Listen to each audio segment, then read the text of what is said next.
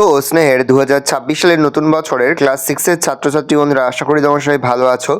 আজ আমরা যে বিষয়টি নিয়ে আলোচনা করব, ক্লাস 6-এর সেকেন্ড ইউনিট টেস্ট অর্থাৎ দ্বিতীয় পর্যায়ক্রমিক মূল্যায়নের পরিবেশ ও বিজ্ঞানের কোশ্চেন পেপার নিয়ে। দেখো সরাসরি স্ক্রিনে ক্লাস 6-এর পরিবেশ ও বিজ্ঞানের কোশ্চেনটা দেখতে পাচ্ছ।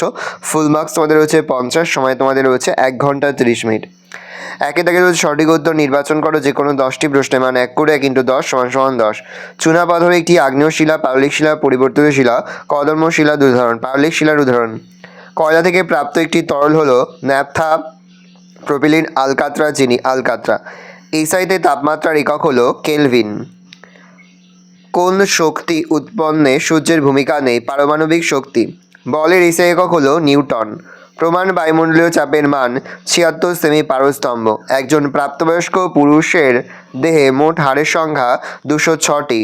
ক্ষতস্থানে রক্ত জমাট বাঁধতে সাহায্য করে অণুচক্রিকা। মাটির ওপর দেখা যায় না ম্যাগমা। সিএনজি এর সাহায্যে চলে বাস।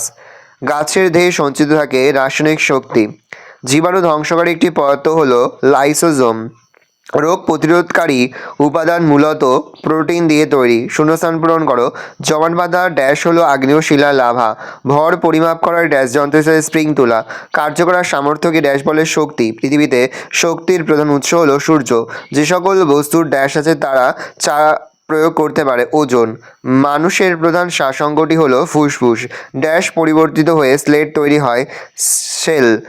অস্থিসন্ধিগুলো ড্যাশ দিয়ে বাঁধা থাকে লিগামেন্ট। 3 দাগে নিম্নলিখিত প্রশ্নগুলির এক কথায় উত্তর দাও যে কোনো 5টি। বক্সাইট কোন ধাতুর প্রধান আকরিক? অ্যালুমিনিয়াম। উষ্ণতা মাপা হয় কোন যন্ত্রের সাহায্যে? থার্মোমিটার। সাধারণ ব্যাটারিতে কোন শক্তি রূপান্তরিত হয়? রাসায়নিক শক্তি তড়িৎ শক্তিতে রূপান্তরিত হয়।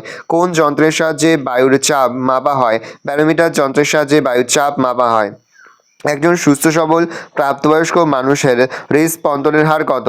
প্রতি মিনিটে 72 থেকে 80 বার। অণুচক্রিকার কাজ কি? অণুচক্রিকা কোনো ক্ষতস্থানে রক্ত জমাট বাঁধতে সাহায্য করে। এলপিজির পুরো নাম লিকুইফাইড পেট্রোলিয়াম গ্যাস। লোহিত রক্তকণিকায় কি বহন করে? অক্সিজেন। 4 দাগে নিম্নলিখিত প্রশ্নগুলির সংক্ষিপ্ত যে কোনো 6টি। পাললিক শিলা কাকে বলে? হ্রদ, সমুদ্রের জল, নিচে জমা পলি, মাটির গভীরে তাপ ও চাপের প্রভাব লক্ষ লক্ষ বছর ধরে যে রূপ নেয় তাকে পাললিক শিলা বলে, যেমন শেল, চুনাপাথর। জীবাশ্ম কাকে বলে? মাটির তলায় চাপা পড়া জীবদেহ থেকে প্রাপ্ত যে জিনিসগুলি জ্বালানি রূপে ব্যবহৃত হয় তাদের জীবাশ্ম জ্বালানি বলে, যেমন কয়লা। লব্ধ একক কাকে বলে? উদাহরণ দাও। যেসব রাশিগুলি একক বা এক বা একাধিক প্রাথমিক বা মৌলিক এককের সাহায্যে গঠিত হয় তাদের লব্ধ একক বলে। উদাহরণ: ক্ষেত্রফল, আয়তন, বেগ ইত্যাদি রাশিগুলির একক। খাদ্য শৃঙ্খল কাকে বলে? যে পদ্ধতিতে খাদ্য শক্তি উৎপাদক সবুজ উদ্ভিদ থেকে ক্রমপর্যায়ে খাদ্য সম্পর্ক যুক্ত বিভিন্ন প্রাণীগোষ্ঠীর মধ্যে এক মুখে প্রবাহিত হয় সেই শক্তি প্রবাহের ক্রমিক পর্যায়কে খাদ্য শৃঙ্খল বলে। হৃৎপিণ্ড কিভাবে রক্ত শুদ্ধ করে ও সারা শরীরে পাঠায়? হৃৎপিণ্ড ফুসফুসীয় ধমনীর মাধ্যমে ফুসফুসে রক্ত পাঠায়। ফুসফুসের রক্ত থেকে অনেকটা CO2 বের হয়ে যায়। তারপর সেই রক্ত ফুসফুসীয় শিরার মাধ্যমে হৃৎপিণ্ডের বাম মলনিন্দে ও তারপর বাম নিলয়ে পৌঁছায়। বাম নিলয় সংকুচিত হলে মহাধমনী দিয়ে রক্ত সারা শরীরে ছড়িয়ে পড়ে। নেক্সট, শিরা ও ধমনী কি?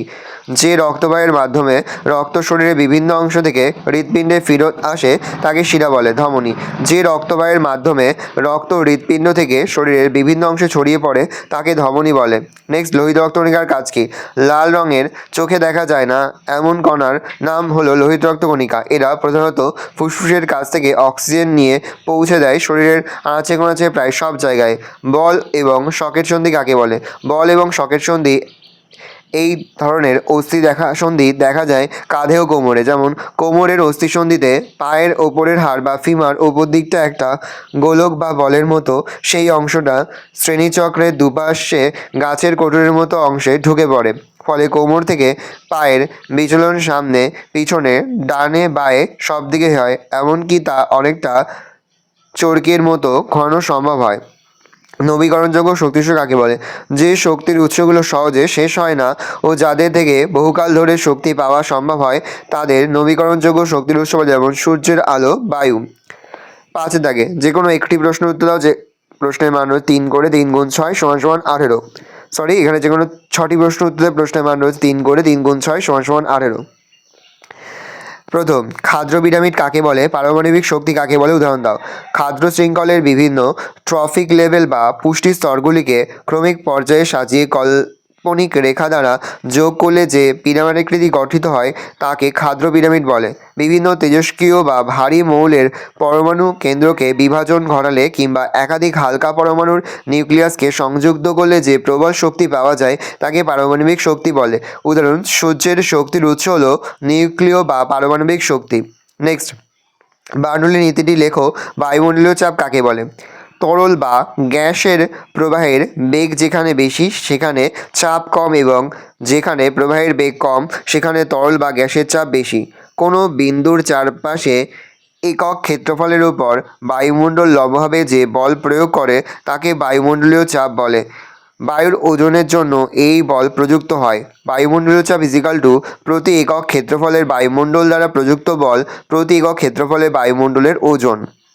হৃৎপিণ্ডের কাজ কি? ফুসফুসের দুটি কাজ উল্লেখ করো। লোহিত রক্তকণিকা কী কাজ করে?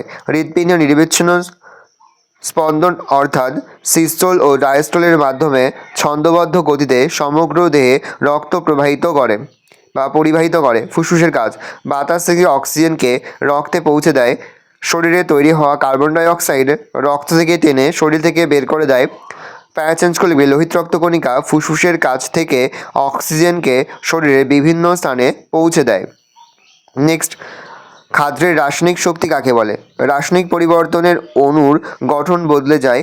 অণুর গঠন বদলানোর সময় কখনো কিছুটা শক্তি মুক্ত হয়, কখনো কিছুটা শক্তি বাইরে থেকে শোষিত হয়। ক্ষাদ্র থেকে শক্তি মুক্ত করার সময় ক্ষাদ্রের নানা পদার্থের অণুর গঠনে অনেক পরিবর্তন ঘটে এবং কিছুটা শক্তি নির্গত হয়। আমরা ক্ষাদ্রের রাসায়নিক শক্তি বলতে পারি। আমরা বহু ক্ষেত্রে একেই ক্ষাদ্রস্থিত রাসায়নিক শক্তি বা ক্ষাদ্রের রাসায়নিক স্থিতিশক্তি বলে থাকি। নেক্সট, লিন্ডেম্যানের 10% সূত্রটি লেখো। ক্ষাদ্র জল কাকে বলে? প্রতিটি ট্রাফিক লেভেলে গৃহীত শক্তির প্রায় 10% ওই পুষ্টি স্তরে জীবদের দেহ গঠনের কাজে লাগে যা পরবর্তী ট্রাফিক লেভেলের জীবেরা গ্রহণ করতে পারে। প্যারাচেঞ্জ, পরস্পরের সঙ্গে সম্পর্ক আছে এমন খাদ্য শৃঙ্খলগুলো মিলে জালের মতো যে ছবি তৈরি করে সেটাই হলো ক্ষাদ্র জাল। সিএনজি কি কী কাজে লাগে? কয়লা দুটি ব্যবহার লেখো। সিএনজিকে জ্বালানি হিসাবে ব্যবহার করে বাস, ট্যাক্সি, অটো চালানো হয় কারণ এর ব্যবহারে দূষণ অনেক কম ছড়ায়। কয়লার ব্যবহার, এক তাপবিদ্যুৎ কেন্দ্র বিদ্যুৎ উৎপাদনের কাজে লাগে। দুই, দহনের মাধ্যমে প্রাপ্ত কয়লার কঠিন অবশেষ ধাতু নিষ্কাশনের কাজে। গ্যাস মিশ্রণ জ্বালানি কাজে ব্যবহৃত হয়।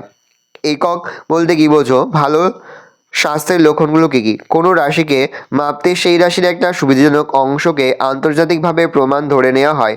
এই ধরে নেওয়া অংশটাই হলো সমগ্র রাশির একক। ভালো স্বাস্থ্যের লক্ষণগুলো লেখো। দুর্গন্ধহীন নিঃশ্বাস, মসৃণ ও উজ্জ্বল ত্বক, সুগঠিত দেহ, কম মেদ, দৃঢ় ও শক্ত হাড়, বেশিক্ষণ পরিশ্রম করার ক্ষমতা। সৌরশক্তি থেকে মানুষ কিভাবে বিদ্যুৎ উৎপাদন করে? জলবিদ্যুৎ কিভাবে তৈরি হয়? সৌরকোষ বসিয়ে সরাসরি সূর্যালোক থেকে সৌর বিদ্যুৎ উৎপাদিত হয়। সূর্যের তাপের কারণে বৃষ্টি ও বরফ সৃষ্টি হয়, এর জন্য নদীতে জলপ্রবাহ হয়। জলপ্রবাহের কাজে লাগিয়ে টারবাইন চালিয়ে বিদ্যুৎ উৎপাদিত হয়। আর সূর্যের তাপের বৈষম্যের ফলে সৃষ্ট বায়ুপ্রবাহের কাজে লাগিয়ে বায়ু বিদ্যুৎ উৎপাদিত হয়। প্রবাহমান জলাধারের মধ্যে টারবাইন নামক চাকা বসিয়ে দেওয়া হলে সেটি জোরে ঘোরে। এই প্রবল ঘূর্ণন থেকেই জলবিদ্যুৎ উৎপন্ন হয়। ভালো করে দেখে নাও, এই রয়েছে টোটাল তোমাদের সেকেন্ড ইউনিট টেস্ট অর্থাৎ দ্বিতীয় পর্যায়ক্রমিক মূল্যায়নের 2026 সালের ক্লাস 6-এর পরিবেশ ও বিজ্ঞানের প্রশ্নপত্র। ভালো করে প্রশ্নপত্রটা দেখে নাও। আশা করি ভিডিওটা ভালো লেগেছে। ভিডিওটা ভালো লাগলে ভিডিও লাইক করে দেবেন। আমার নতুন হওয়া তাহলে সাবস্ক্রাইব প্রেস করে পাশে বেল আইকন প্রেস করে নতুন করে ভিডিও আপলোড করি সবার ফার্স্ট নোটিফিকেশন পেয়ে যাও। আর এই ভিডিওটি তোমার বন্ধু বান্ধবী আত্মীয় স্বজন সবার মধ্যে কিন্তু অনেক শেয়ার করে যাবে। বছর ক্লাস 6-এ পড়ছে। আমরা কিন্তু ইতিমধ্যে ক্লাস 6-এর প্রতিটি বিষয়ের সিলেবাস, প্রশ্নকার এবং নমুনা প্রশ্নপত্র কিন্তু আপলোড করে দেবো। এখনও পর্যন্ত সেই ভিডিওগুলো না দেখে থাকো, ভিডিওগুলো কিন্তু তাড়াতাড়ি দেখে থাকো। সকলকে জানাই আগাম পরীক্ষার অনেক শুভেচ্ছা এবং অভিনন্দন। আশা করি সকলের পরীক্ষায় খুব ভালো হবে। কোনো প্রশ্নের উত্তর লিখতে বা বুঝতে কোনো রকম অসুবিধা হয় তাহলে কিন্তু নির্দ্বিধায় কমেন্ট করে জানাতে একদমই ভুলবে না।